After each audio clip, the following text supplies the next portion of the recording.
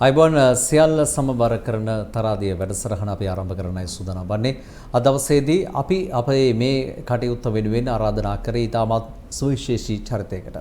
මාධ්‍ය සම්බන්ධයෙන් කතා කරොත් එහෙම නිරන්තරයෙන්ම කියවන නාමයක් බවට මෙතුමන්පත් වෙනවා. මොකද විශේෂයෙන්ම මාධ්‍ය සංජාචාරය සම්බන්ධයෙන් කතා කරත් ඒ වගේම තමයි මේ මාධ්‍ය ඉගැන්වීම් සම්බන්ධයෙන් කතා කරත් අපිට මෙතුමන්ම සිහිපත් වෙනවා. අපි හිතුවා අද දවසේ මෙතුමන් කැඳවමින් ඉතාමත් සුවිශේෂී චරිතයක් පිළිබඳව අද දවසේ වැඩිදුරටත් කතා බහ කළ යුතුයි කියලා මාධ්‍යවේදීන් විදිහට අපේ යුතුයකමක් තමයි අපේ පෙරගමන් කරුවන් පිළිබඳව නිරන්තරයෙන්ම කතා බහ කරන්න. මේ මාධ්‍ය පිළිබඳව කතා කරද්දී මේ මාධ්‍ය ඉගැන්වීම් සම්බන්ධයෙන් කතා බහ කරද්දී එහි මුල් පුරුකක් විදිහට තමයි අපි මෙතුමන් සලකන්නේ. වෙනදා අපි එතුමන් විශේෂයෙන්ම රූපවාහිනී තිර තුල ඒ වගේම තමයි ගුවන් විදුලිය තුල අපි නිරන්තරයෙන් දැක්කත් අද වන විට එතුමන් දක්නට ලැබෙන්නේ නැහැ. එතුමන් අපේ අතරින් ඉතාමත් මෑතකදී සමුගත් නිසා ජනවාරි 22 වෙනිදා එතුමන් දැන් සමුගන්නවා වසර 98ක් ආයු වළඳමින්. ඉතින් එතුමන් පිළිබඳව කතා බහ කරද්දී බොහෝ දෙනෙකු ඉතාමත්ම ගෞරවක චරිතයක් විශේෂයෙන්ම මාධ්‍ය තක්සලාවේ දිසාපාමොක් විදිහට එක තැනකදී හඳුන්වනවා, තවත් තැනකදී විශ්වයේ සරණ අපේ චන්ද්‍රිකාව විදිහටත් එතුමන් සලකනවා. ඒ වගේම තමයි මාධ්‍ය සම්බන්ධයෙන් ගත්තොත් ඉෂිවරයෙකු බඳු ඉතාමත් මහා නර්ග දැනුම් සම්භාරයකින් හෙබි කෙනෙක්. ඉතින් අපි හිතුවා කතා බහ කරන්න ඕනේ කියලා මෙතුමන් පිළිබඳව. ඒ නිසා තමයි අපි අද දවසේ ආරාධනා කරේ අපේ හිතවත් ඒ වගේම තමයි අපි ගෞරව කරන ශාස්ත්‍රපති ප්‍රවීණ මහාධ්‍යවේදී දයාශ්‍රී නරේන්ද්‍ර රාජපක්ෂ මහත්මයාට ආයිබෝන් කියලා බොහොම කරනවා. මම හිතන්නේ මම කිව් පූර්විකාව නිවැරදි. ඔව් ඇත්තටම ඔබ කිව්වේ ආචාර්ය කලාකීර්ති එඩ්වින් ආර්යදාස මහත්මයා ගැන. ඔව් හරියටම හරි. අපි දැන් පොඩ්ඩක් සිහිපත් කරමුකෝ මෙතුමන් පිළිබඳව ඔබට දැනෙන විදිය. ඇත්තටම එඩ්වින් ආර්යදාස ශූරීන් කියලා කියන්නේ මේ රටේ ජනමාධ්‍ය ශාස්ත්‍රයේ සිටින හැම කෙනෙකුටම එක අවස්ථාවක හරි ගුරුහුරුකම් දීපු ගුරුවරයෙක් එක පැත්තකින්. අනිත් පැත්තෙන් බලනකොට එතුමා ඇවිදින පුස්තකාලය කියලා හැඳින්වුවා. අර ඔබ කිව්වා වගේ ගෝනේ සැරිසරන චන්ද්‍රිකාව කියලා හැඳින්වෙව්වා. අපේ වකවානුවේ අපි හැඳින්වුවා විශේෂයෙන්ම sannivedanaye නිර්මාතෘවරයා, sannivedanaye මුනිවරයා, ඒ විවිධ නාම වලින්. ඒකට හේතු සාධකයක් තිබෙනවා. මේ එඩ්වින් ආර්යදාස ශූරීන්ගේ ජීවන ගමනත් එක්ක බලනකොට එතුමා විශිෂ්ට ගණේ මාධ්‍ය ශාස්ත්‍රයට මෙහෙවරක් කරපු කෙනෙකු නිසාමයි. ඒ වගේම ඊට වඩා දෙයක් වෙනවා අද ඔබ අපි මාධ්‍ය ශාස්ත්‍රයේ මේ අධ්‍යයනය කරලා විශාල පිරිසකට අධ්‍යාපනයක් ලබා දෙන්න අවස්ථාව ඇති කරපු ජනමාධ්‍ය අධ්‍යාපනය තුල සිටින විශිෂ්ටතම නිර්මාතෘවරයා එතුමා කිව්වොතින් වඩාත් නිවැරදි. මොකද හේතුව මේ රටේ ජනමාධ්‍ය පිළිබඳ ඉතිහාසය 1802 වකවානුවේ ලංකාණ්ඩුවේ ගෙසට් පත්‍රය දක්වා ගිය අවස්ථාවක් ගත්තත් ඊට පසුව පුවත්පතක් විදිහට නිවැරදි වෙන 1832 කොළඹ ජර්නල් පුවත්පත ගත්තත් 1841 උදේතාරකයි දෙමළ පුවත්පත ගත්තත් 1860 ලංකාලෝකය 1862 ලක්මිනිත් මහන වගේ පුවත්පත් ගත්තත් ඒ සියල්ල තුලම මාධ්‍ය ශාස්ත්‍රයේ සුලම අපි ඒ මාධ්‍ය වෙන රටවල් වල කෙරිච්ච ආකාරයට කරගෙන ගියා විනා. එහෙම නැතිව මාධ්‍ය කියන්නේ කුමක්ද? ඒ පිළිබඳ නිසි අධ්‍යාපනයක් ලබා දීමේ උනන්දුවක් තිබුණේ නැහැ. ඉතින් ඒ නිසාම එකල මාධ්‍ය අද වර්තමානයේත් අපි හඳුන්වන වල්බෝරු නිදහසක් භුක්ති විඳිනවා කියලා. ඒ කාලෙත් මේ වගේම වල්බෝරු නිදහසක් තමයි භුක්ති විඳින්නේ. ආචාර ධර්මයක් තිබුණේ නැහැ. මාධ්‍ය. දැන් අර මේ ඔබතුමා කිව්ව දැන් මේ මාධ්‍ය සම්බන්ධයෙන් ඉගැන්වීම් කියන කාරණය ගැන කතා කරොත් එහෙම මූලික වශයෙන්ම මේ මාධ්‍යයට යම්කිසි තැනක් ඉගෙන ගන්න තැනක් තිබ්බේ නැහැ. සමහරවිට මේ දැනුම ලබා ගන්න තැන ඒකට මුල් වෙලා කටයුතු කරා කියලා මෙතුමන් නේ. ඇත්තටම. ඒක පැහැදිලි කරන්න ඕනේ ඇත්තටම. ජනමාධ්‍ය අධ්‍යාපනයේ විශේෂයෙන්ම නිර්මාතෘවරයා විදිහට අපි සැලකෙන්නේ ආචාර්ය එඩ්වින් ආර්යදාස කෝතේ කිසි සැකයක් නැහැ, කිසිම ගැටලුවක් නැහැ. මොකද හේතුව 1968 වසරේදී තමයි ලංකාවේ ජනමාධ්‍ය අධ්‍යාපනයට මුල්ම අවස්ථාවේදී පියවරක් ගැනීම. ඒ පියවර ගැනීමට මූලික වෙන්නේ එඩ්වින් ආර්යදාස මහත්මයා. ඒකත් අහඹු සිදුවීමක්. එතුමා ලේක් හවුස් එකේ තමන්ගේ රාජකාරී කරගෙන ඉන්න අවස්ථාවේදී එවකට තිබුණා කනිෂ්ඨ විශ්වවිද්‍යාල කියලා සංකල්පයක් ඇවිල්ලා තිබුණා ඊරියගොල්ල අධ්‍යාපන මාත්‍යතුමාගේ කාලේ.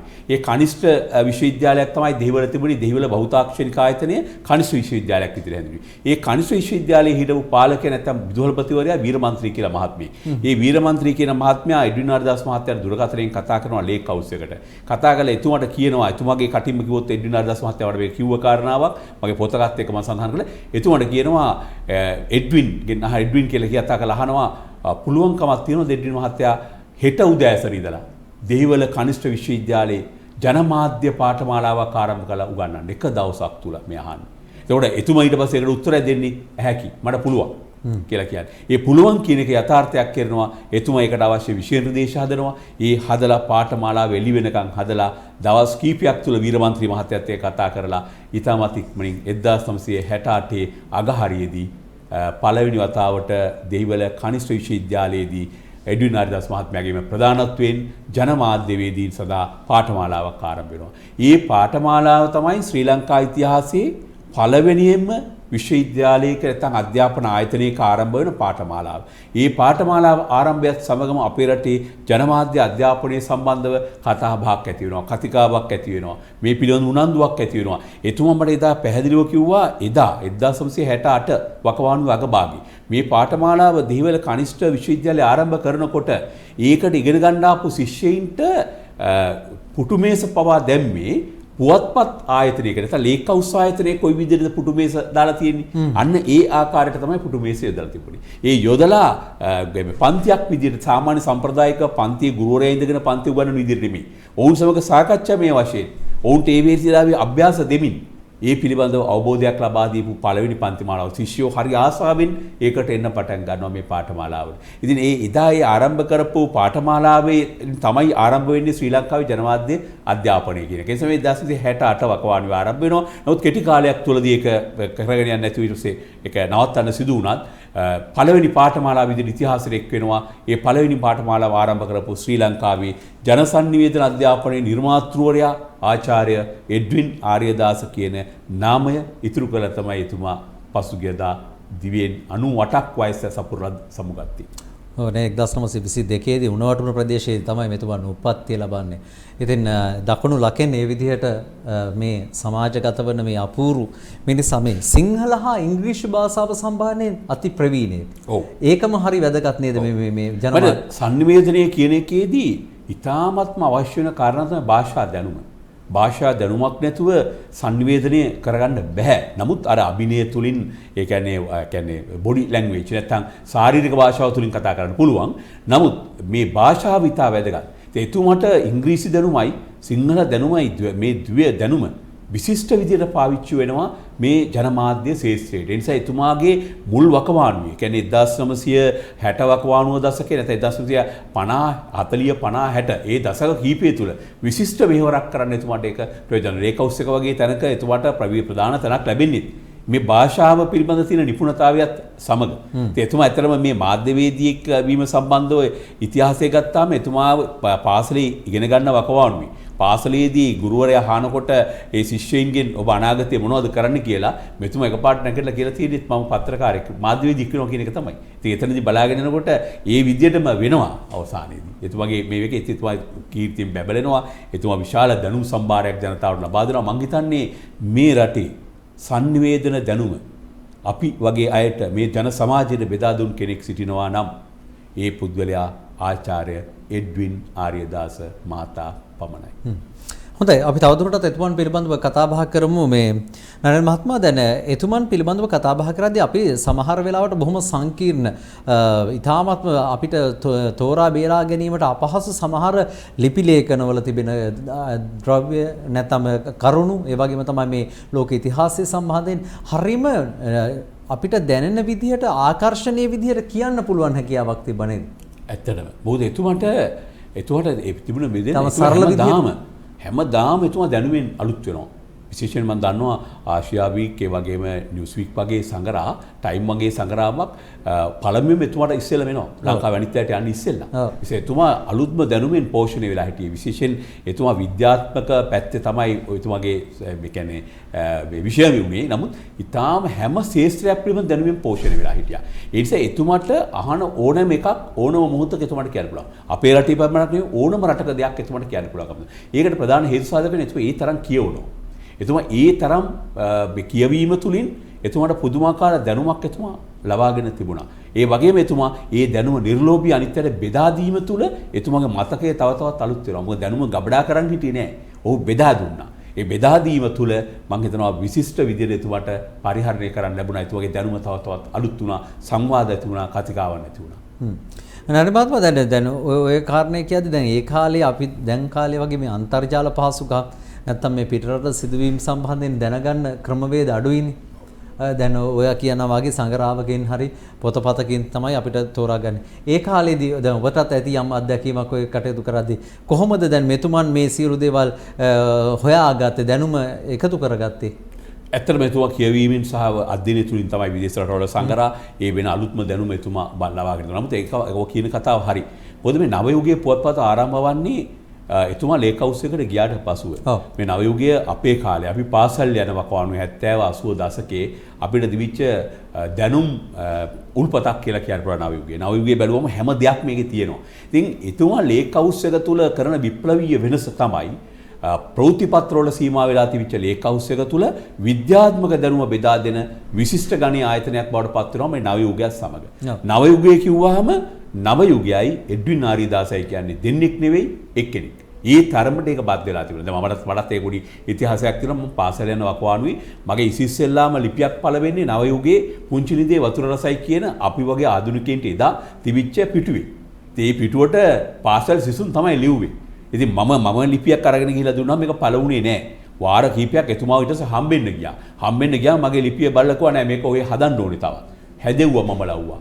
මට එතන අභ්‍යාසයක් හම්බුණා. ඊට පස්සේ තමයි එතුමා ඒක පළ කරන්නේ. ඒතකොට දැන් විද්‍යාත්මක දැනුම බෙදා දීම තමයි එතුමාගේ අරමුණ උනේ. එතුමාගේ විශ්වාසයක් තිබුණා රටක් දියුණු කරන්න පුළුවන්කමක් ලැබෙන්නේ විද්‍යාත්මක දැනුම වැඩිවෙන් ජනතාව තුළ ජනගත වුණොත් කියන එක. පාසලේ උගන්වන විද්‍යාවෙන් විතරක් බෑ. ජනතාවටත් යන්න ඕනේ. ඒ නිසා තමයි නව යුගයේ පුවත්පතින් තුලින් එතුමා මේ විප්ලවීය වෙනස ඇති කරන්න උත්සාහ කරන්නේ. ඒ ඊටාම සාර්ථක වෙනවා. මම හිතන්නේ එදා වැඩිම අලෙවිච්ච පුවත්පත.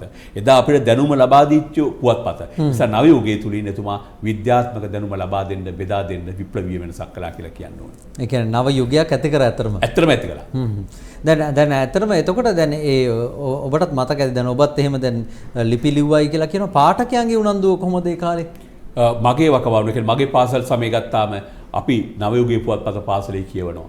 එතකොට අපි ගෙදර පාසලේ පුවත්පත වෙනම එකතු කරනවා. මොකද ඒකෙන් ලබා ගන්න පුළුවන් දැනුම විශේෂයෙන් විද්‍යා සිසුන් O level A level වකවානුවේ සිසුන් මේ පත්‍රේ පුවත්පත ගත්තා. මොකද මේක හැම කෙනෙකුටම බලන්න දේවල් තිබුණා. ඒකේ තව කාරණා තිබුණා අපිට ආදර්ශයක් ගන්න සුවිශේෂී චරිත හමුව.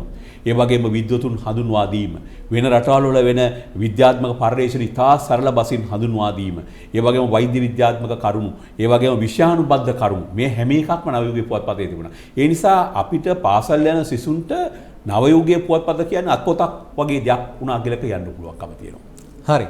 ජීවිතයට මහා නර්ග සම්පත් එකතු කරපු අපිට මහා දැනුම් සම්භාරයක් ලබා දුන්නු ආචාර්ය කලාකීර්ති අපි එඩ්වින් ආරිදාස මැතිතුමන් පිළිබඳවයි ඒ කතා බහ කර තවදුරටත් අපිට එතුමන් පිළිබඳව කතා බහ කළ හැකි තැන් සෑහෙන ප්‍රමාණයක් තිබෙනවා. එතුමන් අර කිව්වා වගේ දක්ෂ රචකයෙක් ඒ වගේම තමයි මේ සියලු දේවල් කැටි කරලා අපිට ලබා දෙන්නට පුළුවන් කෙනෙක්. ඉතින් එතුමන් පිළිබඳව එතුමන්ගේ මේ අවසන් භාගයේ පිළිබඳව අපි තවදුරටත් කතා කළ යුතුයි කියලා කියනවා. මේ මම හිතන්නේ අපි කෙටි විරාමයක් ලබා ගමු. විරාමයෙන් අනතුරුව යලිත් මුණ ගැහෙමු.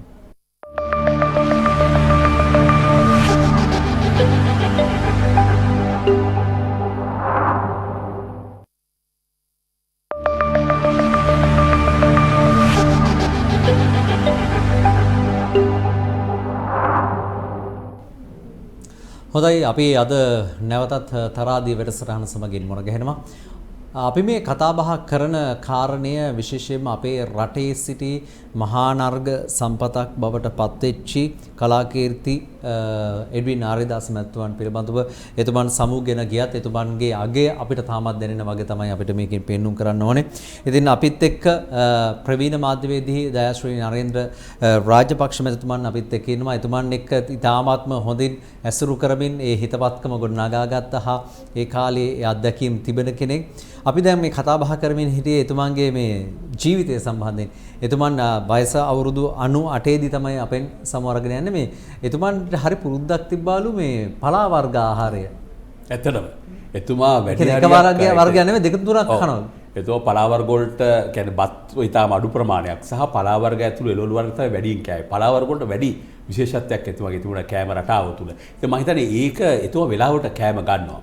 ඒ වගේම ඒකේ කෑම වල එතුමාගේ පලා වර්ග වැඩිපුර ගැනීම තුළ එතුමම හදාගත්ත රටාවක් තිබුණා. ඒ රටාව තුළ වැඩිපුර කන්නේත් නැහැ. ඒ රටාවත් එතුමගේ මම හිතනවා ජීවිතයේ ඒ ගමන් බිමන් මේ ඇසුරු නැත්නම් කඩිනම් කියන්නේ මුගක් මම හිතන්නේ 98 96 විතර වගේ වෙනකන් ඉතාමත්ම කාර්යක්ෂමව එතුමා වැඩ කළා. අන්තිම අවුරුදු දෙකේදී තමයි පොඩ්ඩක් අපහසු වෙන්නේ. ඒ නිසා ඒ විදිහට බලනකොට ඉතාම විශිෂ්ට මෙහෙවරක් කරන්න පුළුවන්. එතුමාගේ ආහාර රටාවත් එතුමාගේ පැවැත්මත් ජන ජීවිතයත් මුගක්ම සම්බන්ධ වුණා කියන එක විශේෂයෙන් කියන්න ඕනේ.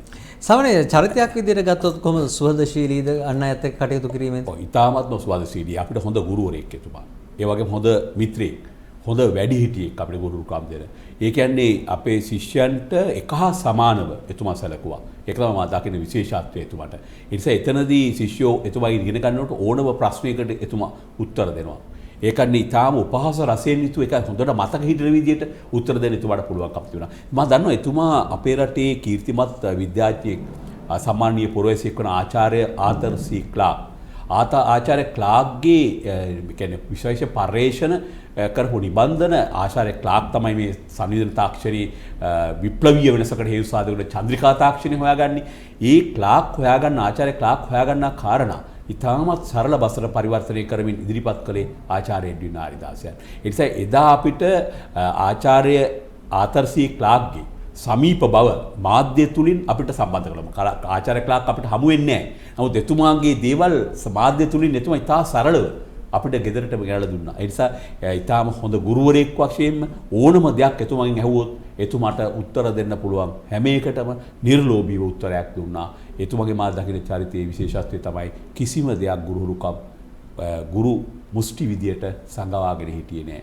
හැම දෙයක්ම කිව්වා. ඒ නිසා අපි ශිෂ්‍යෝ විදියට සම්බන්ධ වුණාට පස්සෙම ඊටාම සමීප වෙන්නෙත් ඒකයි.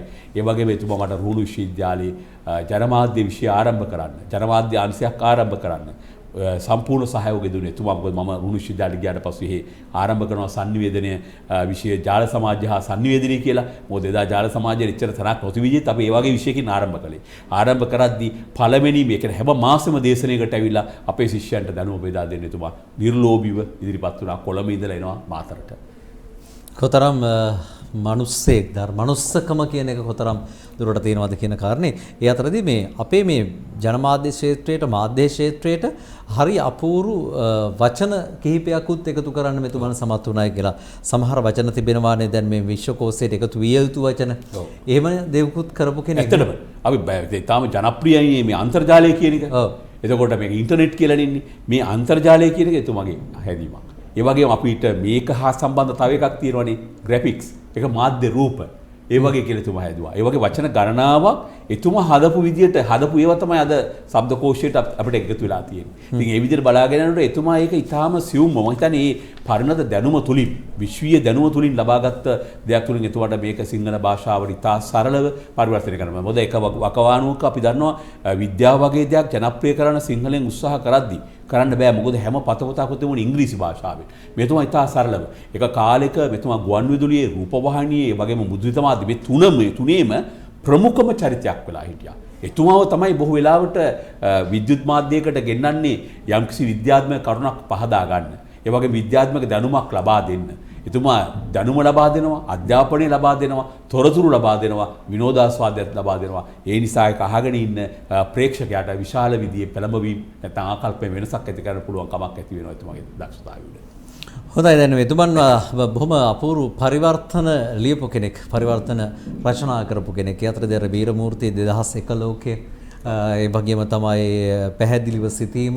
ඔය අතරදී ඊටමත් සුවිශේෂී ග්‍රන්ථයක් මෙතුමන් අතින් ලියවෙනවා.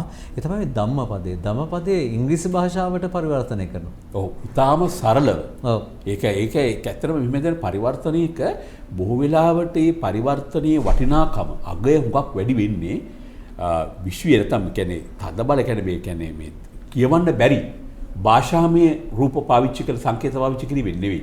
ඊටම සරලව මිනිස්සුන්ට තේරුම් ගන්න පුළුවන් විදිහට මේව කළොතින් ඒ දැනුම තමයි sannivedana වෙන්නේ. ඒ නිසා එතුමා ධම්මපදයේ තියෙන ඒ ඊටාත්ම මේ කැටි වෙලා තියෙන අර්ථයන් ඊටාත්ම ලස්සනට සිංහල බසටත් ඉංග්‍රීසි භාෂාවටත් පරිවර්තනය කරනවා. මම හිතන්නේ මේ ආකර්ෂණීය පරිවර්තනය කිරීම අපිට හරි මට සිලුටු ගතියක්.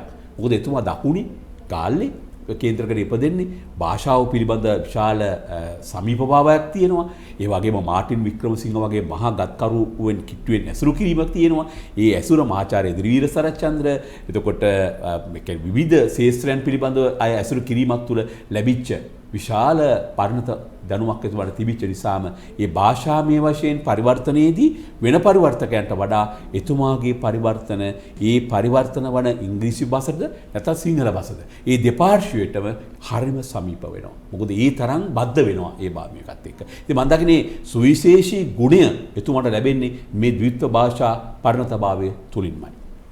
ඔව් කාට හරි පුළුවන් නම් මේ භාෂා තුනම කතා කරන්න හරිම වටිනවනේ. දැන් අපේ රටේ තිබෙනා වූ යම් ආකාරයක අර්බුදවලට හේතුවත් අපිට මේ sannivedana හැකියාව නොමැතිකම. නිවැරදිව අපිට sannivedana කරන්න පුළුවන් නම් තවත් කෙනෙකුට මම හිතන්නේ මේ ගැටලුව අවම කරගන්න පුළුවන් නේ. ඇත්තටම. මොකද මේක ඉතා වැදගත් අපි හුඟක් අමතක කරපු දෙයක්ම තමයි. ඇත්තටම සෑම මේ රටේ නිදහසෙන් පස්සේ ආපු සෑම රජයක්ම විශාල වැඩ කොටස් රටට කරනවා. ඒ රටට කලාට ඒ විෂයන් පාසල් අධ්‍යාපනය නන්වන්න හැම රජයක්ම කටයුතු කරලා තියෙනවා. කිසිම රජයක් අධ්‍යාපනය වටන්න කටයුතු කළා නැහැ. මොනම ආකාරයකින් හරි ඔවුන්ගේ මොන දේශපාලන දර්ශනය තිබුණත් ආණ්ඩුවක් විදියට අධ්‍යාපනය නැන්වීමට කටයුතු කරනවා. නමුත් මේ ආපු හැම පාලකයෙක්ටම අමතක වෙච්ච කාරණාවක් තිබුණා ජාන. ඒක අද අපි යාල් ටීවී එකෙන් කියන්න ඕනේ. මේක මම දකින දේ තමයි. මේ sannivedana කුසලතාවය කියන එක දරුවෙකුට දැනෙන්න පටන් ගන්නේ මවගේ කුසේදී සති 6ක් යනකොට ඒ දරුවා වැඩෙන්න පටන් ගන්නකොට ඒ දරුවා බාහිර ශබ්දත් එක්කත් මවගේ සිතුවිලි එක්කත් ගනුදෙනු කරනවා. මේ sannivedanaya ජීවේ උපතත් එක්කම තමයි මේ දරුවට ලැබෙන්නේ. එසේනම් ඒ sannivedana කුසලතාවය අපි අපේ රටේ දරුවන්ට පෙර පාසලෙන් පළවෙනි ශ්‍රේණියේ 2 3 4 O level A level දක්වා අඛණ්ඩව දෙන සිස්ටම් එකක් අපේ නෑ. අපේ ඇත්තටම 2000 ගණන් වල අවසාන කාලයේදී තමයි පාසල් විෂයට sannivedana එන්නේ. ඒ එක්සත් ජාතීන්ගේ සංවිධානයේ ග්‍රූන් වර්ල්ඩ් කියන මේ ප්‍රකාශනය හරහා. ඒක කියනවා හැම රටකම පාසල් අධ්‍යාපනය මේක ඇතුළත් කරන්න කියලා. O level සහ A level වලට දැන් ඇතුළත් වෙලා තියෙනවා. නමුත් මම දකිනවා මේ sannivedana කුසලතාවය කියන එක ප්‍රශ්න නිසා තමයි මේ රටේ ජනවාර්ගික ගැටුම්, ආගමික ගැටුම්, සංස්කෘතික ගැටුම් විවිධ ભેද සියල්ලම ඇතිවන්නේ. අපි හොඳට මේ sannivedana කුසලතාවයේ පාසල් අධ්‍යාපනය තුලින් ඒ දරුවන්ට ලබා දෙනවා නම් පළවෙනි ශ්‍රේණියේ මොන්ටිසෝරි ඉඳලම ලබා දෙනවා නම් ඒ දරුවෝ sannivedanaya කරන්න පුරුදු වෙනවා. ඒකට ළමයින් අතර ගැටුම් අඩු වෙනවා. වැඩිහිටියෝ වෙනකොට ඒ ගැටුම් අඩු වෙනවා. ජාතීන් අතර, සංස්කෘතීන් අතර, ආගම් අතර ගැටුම් නැති වෙනවා. ඒ නිසා sannivedana කුසලතාවය කියන එක පෙර පාසලේ සිටම අඛණ්ඩව උගන්විය යුතුයි. ඒ විතරක් නෙමෙයි ජානක මම කියන්නේ අපේ දේශපාලකයෝ ඉන්නවානේ. දැන් දේශපාලකේ පන්සලට ගිහිල්ලා එතන කොත විවෘත කරලා එළියට එනකොට වොයිස් කට් එක දෙන්නේ පන්සලේ තියෙන්නේ සාමය, සමගිය හරි ඒ වගේ පරිසරයක් තියෙන්නේ. එළියට ඇවිල්ලා අර මාධ්‍යවේදී අහන ප්‍රශ්නෙට උත්තර දෙන්න වෛරී ප්‍රකාශනයක්. පන්සලේ යහපත් දෙයක් කරලා එළියට ඇවිල්ලා වෛරී ප්‍රකාශනයක් කරනවා. ඒකට හේතු සාධකයක් තිබෙනවා. දේශපාලකයන්ටත් මේ sannivedana කුසලතාවය කියන ගන්නන්න ඕනේ. මොකද හේතුව පන්සලකට යනවා නම් අපි කතා කරන්න ඕනේ පන්සලේ පරිසරය, ඊ අවට තියෙන තත්ත්වය, ජනතාවගේ ජන ජීවිතය, එවැනි දේක් පන්සලට බද්ධව කතා කරනවා මිසක එතනදී දේශපාලන කතා කරන්න නරකයි. පාසලකට ගිහලා කතා කරන පාසල් සංවර්ධනය, සමාජ සේවත් උත්සවයකට ගිහලා සමාජ සේවය පිළිබඳව, කෘෂි කර්මයේ වැඩකට ගිහලා කෘෂි කර්මාන්තයේ සංවර්ධනය ගැන කතා කරනවා. අපේ දේශපාලකයෝ මොකද්ද කරන්නේ? ඒ යන හැමතැනකම වෛරය වපුරන, ක්‍රෝධය වපුරන දේවල් කරනවා. ඒකට දේශපාලකයා වගේ කියන්න ඕනේ වර්තමාන ජනමාධ්‍යවේදීන්. මොකද ඒ අය වොයිස් කට් වලින් අහන්නේ කෝපය, වෛරය තමයි පතුරවන්න හදන්නේ. එඩ්වින් ආරිදාස් මහත්මයා හරි කම්පණයෙන් හිටපු එකක් තමයි මේ වොයිස් කට් කලාව. මේ වොයිස් කට් මාධ්‍යෙට එතුමා කැමති නෑ. එතුමා කියන්නේ ඒක මාධ්‍ය නෙවෙයි, ඒක ප්‍රවෘත්ති නෙවෙයි මේ වොයිස් කට් කියන එක. ඒ නිසා ප්‍රවෘත්ති කියන ඊට වඩා ඔබට ගිය දෙයක් කියන එක තමයි එතුමාගේ තිබිච්ච මතය. හරි. දැන් එතුමාගේ මතය ওই විදිහට කරගෙන යද්දී මම දැනගන්න කැමතියි දැන් එතුමාගේ අවසන් භාගය මේ කාලේ කොහොමද ගෙවුනේ කියන කාරණේ.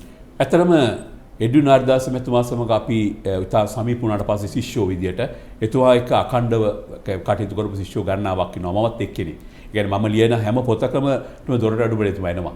මගේ හැම පොතකම පෙරවදන එතුමා ලියනවා. මට ගුරු හුරුකම් දෙනවා. මම අහන මම යම්කිසි භාෂාවේ ගැටලුවක් આવත් එතුමා මට ඒක විසඳලා දෙනවා. ඒ නිසා මට ජීවිතයත් එක්ක තිබිච්ච ගුරුවරයෙක් එතුමා. ඉතින් එතුමා විශේෂයෙන්ම එතුමා 98ක් ආයු වලදා මිය යනකොට 96 උපන්දිනය වකවානුවෙත් එතුමා මාධ්‍ය ආයතනවල විවිධාකාර වැඩසටහන් වලට සම්බන්ධ වුණා.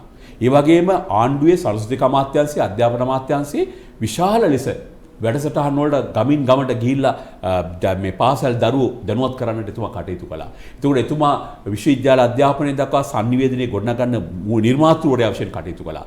එතුමා පළවෙනි ආචාර්ය මණ්ඩලයේ පවා කටයුතු කරන sannivedanaya පිළිබඳව. එවැනි විද්වතෙක්, ඒ වගේම අනෙකුත් විශ්වවිද්‍යාල ආචාර්යවරුන්ට වඩා වෙනස් කෙනෙක්.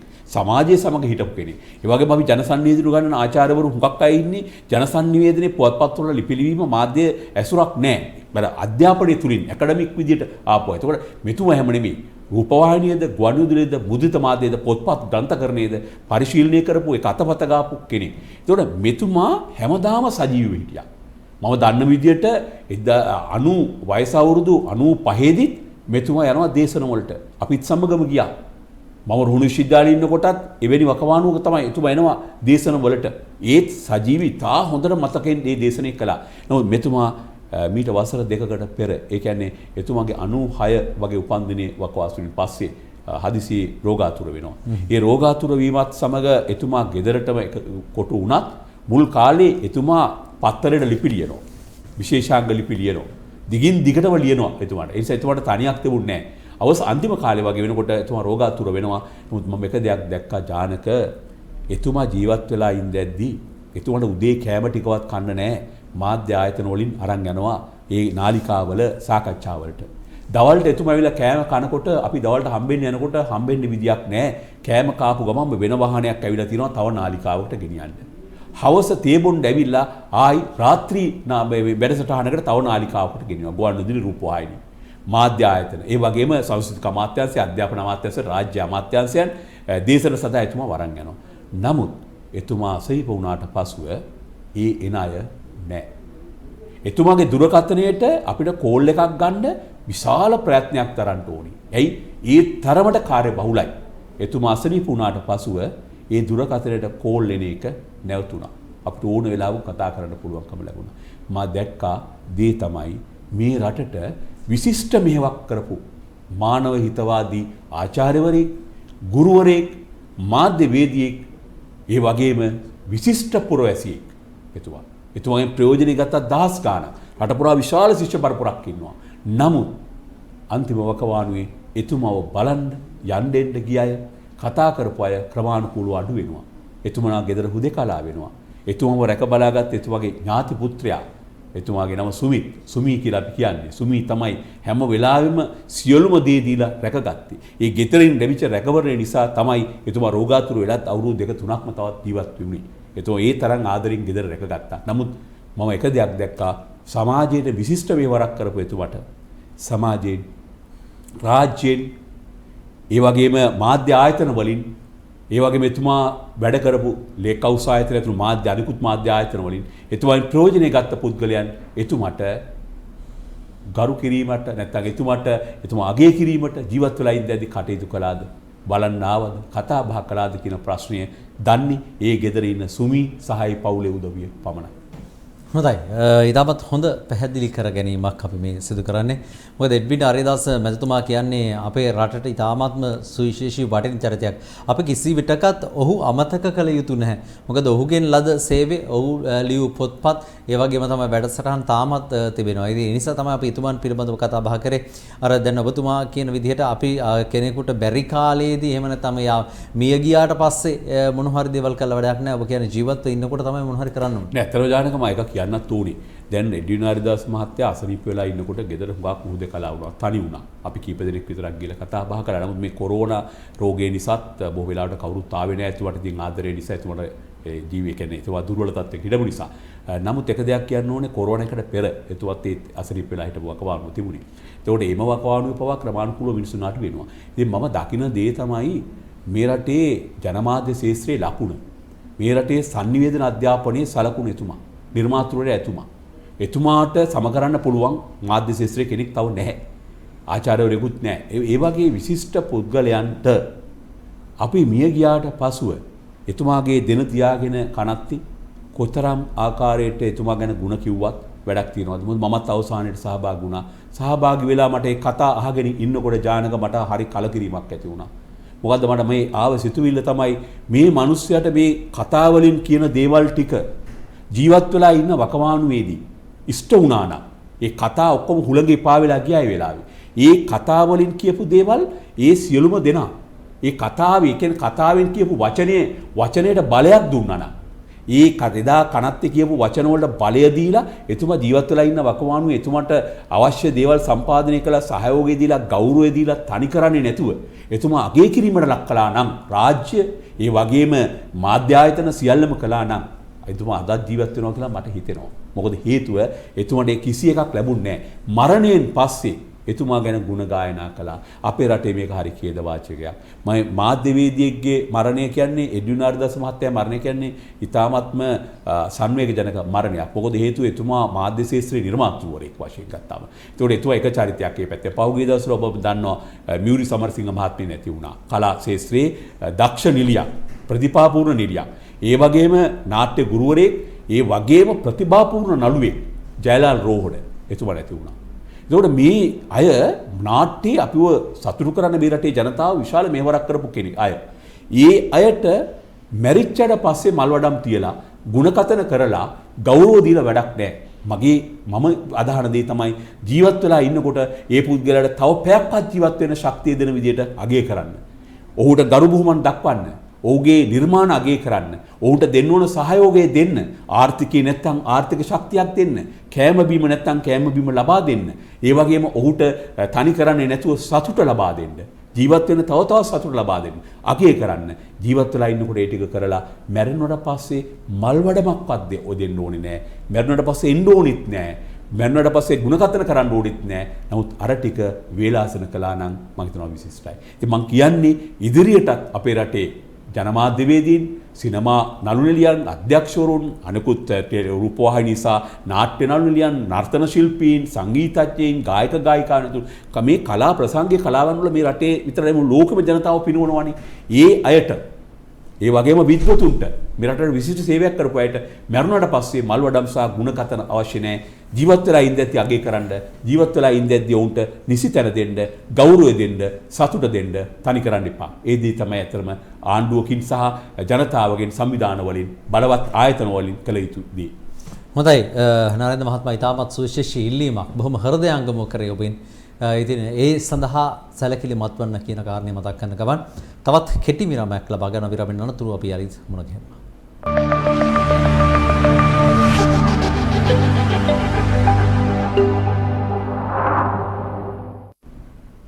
සියල්ල සම්වර කරන අපගේ තරාදී වැඩසටහන සමගින් අද දවසේදී එකතුව ඉන්නේ ඉතාමත් සුවිශේෂී චරිතයක්. මොකද මේ මාධ්‍ය සම්බන්ධයෙන් කතා බහ කිරීමේදී මම මීට පෙරත් කිව්වා කතා කළ යුතුම කෙනෙක් විදිහටයි නරේන්ද්‍ර මැතිතුමා අපි හඳුන්වා දෙන්නේ. මේ විශේෂයෙන්ම ගත්තොත් එimhe ජනමාධ්‍ය ක්ෂේත්‍රය තුල ඉතාමත් සුවිශේෂී රාජකාරී රසක් ඉටු කරපු කෙනෙක්. නරේන්ද්‍ර මහත්මයා දැන් අපි විශේෂයෙන්ම මේ එඩ්වින් ආරිදාස් මැතිතුමා පිළිබඳව වැඩි දුරටත් ගැඹුරින් ටිකක් කතා කරා. ඒත් එක්කම මට හිතුණා දැන් තවත් වෙන ප්‍රවේශයක් ගන්නට ඕනේ කියලා අද කතා බහේදී මේ අපි දකිනවා දැන් එතුමත් මම හිතන්නේ ගොඩක් වෙහෙසුනේ මහන්සිුනේ ඉතාමත් නිවැරදි මාධ්‍ය කලාවක් රට තුළ ස්ථාපනය කරන්න, විශේෂයෙන්ම ප්‍රමිතිගත මාධ්‍ය කලාවක් රට තුළ ස්ථාපනය කරන්න. ඉතින් ඒ වෙනුවෙන් අද වන විට අපිට මොනවද ගන්න පුළුවන් ක්‍රමවේද? මේ ප්‍රමිතිය කියන කාරණේ හරිම වැදගත්. බොහෝ දෙනෙකු ජනමාධ්‍යයට ඇඟිල්ල දික් කරනවා ප්‍රමිතියක් නැහැ කියලා. ඇත්ත වශයෙන්ම වර්තමාන ජනමාධ්‍ය කලාව තුළ විද්‍යුත් මාධ්‍ය සහ මුද්‍රිත මාධ්‍ය ගත්තාම මේ ප්‍රමිතිය කියන කතාව ප්‍රමිතිය ගැන කතා කරන්න දෙයක් නැති තරමට වැටලා තියෙනවා. ඒක ප්‍රධාන හේතුවක් වෙන ප්‍රමිතිය වැටෙන ප්‍රධාන කාරණාව තමයි මාධ්‍ය මේ වකවානුව තුළ අවභාවිතාවීම් වෙනවා. මීට කලින් තුනා දැන් ඇත්ත වශයෙන්ම වර්තමානයේත් ඒ වගේ තත්ත්වයක් තියෙන්නේ. ඒකට ඇත්තටම වග කිය යුතු වන්නේ මාධ්‍යවේදීන්මයි. මාධ්‍යවේදියා හොඳ ප්‍රමිතියක් සහිත මාධ්‍යවේදියෙක් වුණොත් විතරයි ඔහුගෙන් ගුණාත්මක දෙයක් රටට ලැබෙන්නේ. ඔහුගෙන් ගුණාත්මක නිර්මාණයක් ලැබෙන්නේ.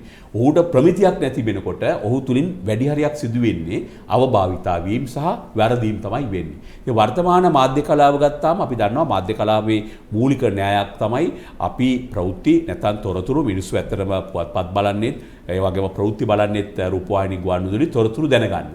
මේ තොරතුරු දැන ගැනීමේ අයිතිවාසිකම සහිතව අපි නීතිගත කරලා තියෙනවා. නමුත් මේ තොරතුරු ලබා දීමේදී සත්‍ය තොරතුරු විය යුතුයි. සමබර වෙන්න ඕනේ. ඒ වගේම පැහැදිලි තොරතුරු වෙන. ඒතකොට තමයි ජනතාව තුළ විශ්වාසයක් ඇතිවන්නේ. එඩ්වින් හරිදාස් මහත්මයාත් අපිට නිරන්තරයෙන් උගන්වන්නට කිව්වේ මේ කාරණාවම තමයි. මොකද පෝල් ඩී මෙසිනර් කියන සංවේදන විශේෂඥයා කියනවා A ධන B ධන C සමානයි C. A accuracy, B balance, C clarity සමානයි credibility. විශ්වාසීයතාවක් ඇති වෙන්නේ.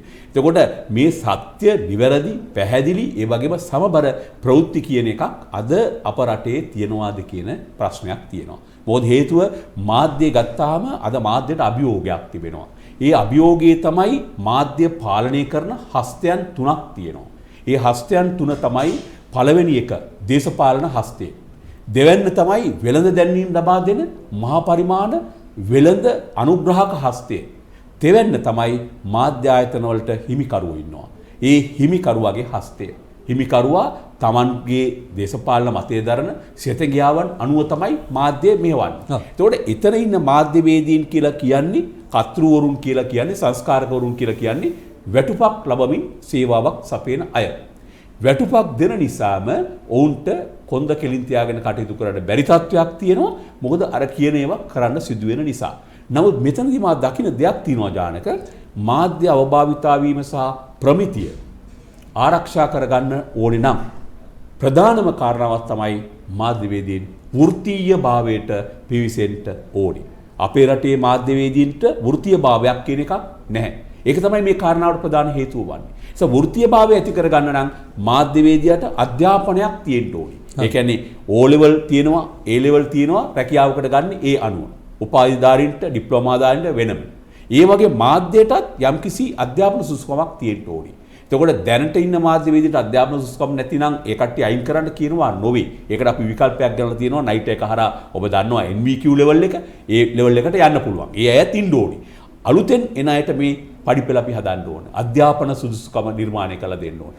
අධ්‍යාපන සුදුසුකමත් එක්ක ඔහුට විශ්වවිද්‍යාල අධ්‍යාපනය ඊට උසස් අධ්‍යාපනයට යන්න පුළුවන් කමක් තියෙන්න ඕනේ. මාධ්‍යවේදියාට පුහුණුව ලබන්න පුළුවන් අභ්‍යාස ආයතනයක් තියෙන්න ඕනේ. ඒ අභ්‍යාස ආයතනය තුළින් පුහුණුව ලබන මාධ්‍යවේදියාට ලියාපදිංචි කරන ක්‍රමවේදයක් තියෙන්න ඕනේ. ලියාපදිංචි කරන ක්‍රමවේදය තුළ ඔහුගේ වෘත්තීයභාවය ස්ථාපිත වෙන්න ඕනේ. ආචාර ධර්ම ඔවුන්ට පිළිගන්න සිදු වෙනවා එතකොට.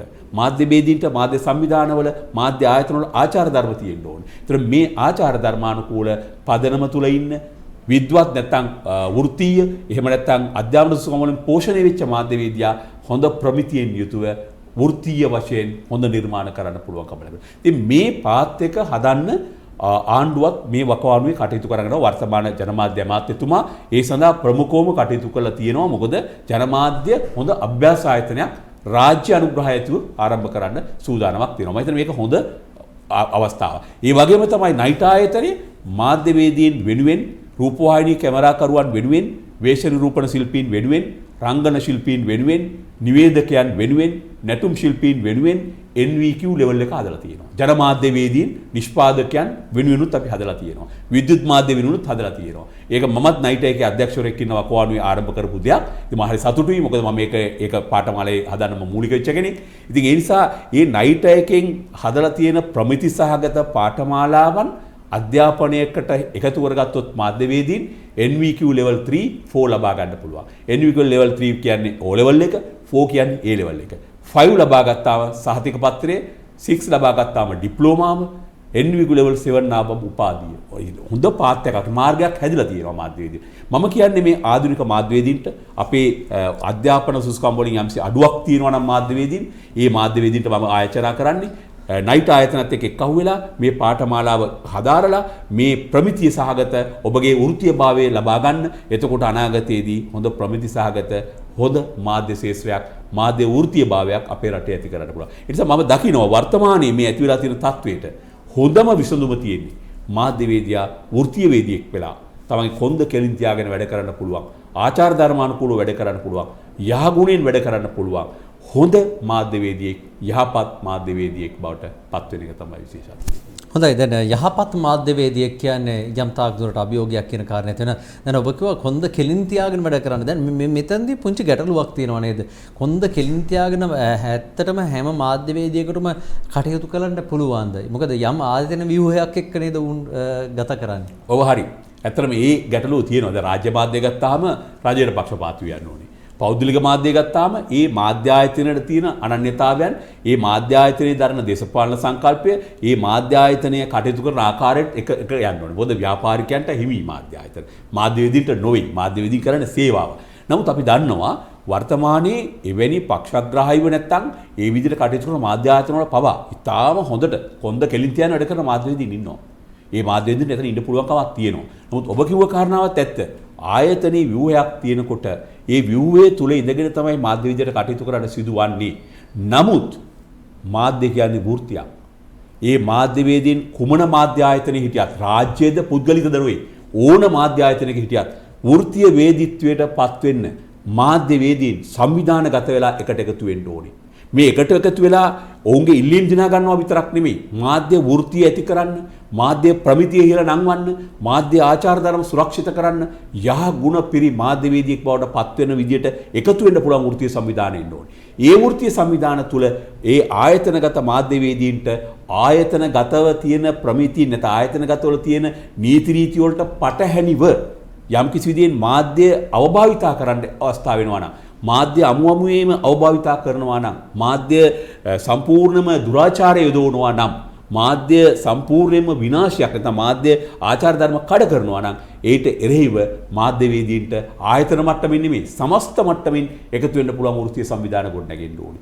ඒ එන දවස වෙනකොට ඕනම මාධ්‍ය ආයතනයක ඉන්න මාධ්‍යවේදියාට කොන්ද කෙලින් තියාගෙන වැඩ කරන්න පුළුවන්. ඒ ආයතනයේ නීති රීති වලට එකඟව නමුත් මාධ්‍යයේ තියෙන ප්‍රමිතියටයි මාධ්‍යයේ තියෙන ආචාර ධර්ම වලටයි මාධ්‍යයේ තියෙන මූලිකාංග වලටයි මාධ්‍ය ප්‍රතිපත්තියටයි එකඟව මාධ්‍යවේදීන්ට යන්න පුළුවන්. මොකද ජනමාධ්‍ය කිව්වම ඒක තුල තියෙන ප්‍රතිපත්තියක්.